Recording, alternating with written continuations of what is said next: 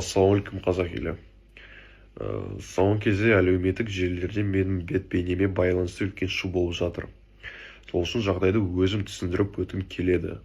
Біз достармен бірге стример Анар Абдуллаевтың Магдум'a келгенін байқадық.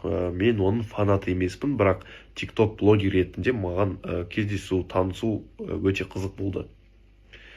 Сол үшін барып, қарсы алып, сәлемдестік. Мен оған кішкене сыйлық беріп, Қазақстан келгенім шын жүректен құттықтадым.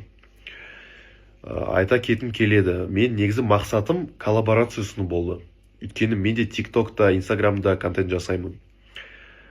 Басқа ешқандай жаман ой болған жоқ менде. Өкінішке қарай кейбір видеолар контенттен қиылып алынып, соның салдарынан түсінбеушілік туындады. Қазір маған түрлі қорқыту, қоқан-лоққы хаттама келіп жатыр.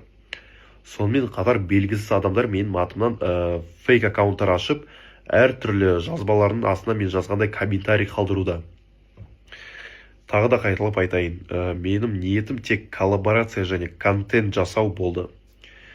Мен тек еліміз туралы жақсы ой қалыптасса екен дедім. Қазақстанда да мықты блогерлер, миллиондық тиктокерлер бар екен көрсеткім келді.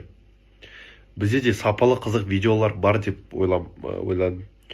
Мен өз ойымды дұрыс жеткізе алдым деп үміттенемін. Ешқашан бізді қыздарды ренжіту немесе біреуге ұсыну деген ойым болған емес. Мен небәрі 17 жасармын. Әрдайым қыздардың жағындамын. Қаласаңыздар, профилімде Салтанат Нүкенова қатысты жағдай туралы видеолым бар.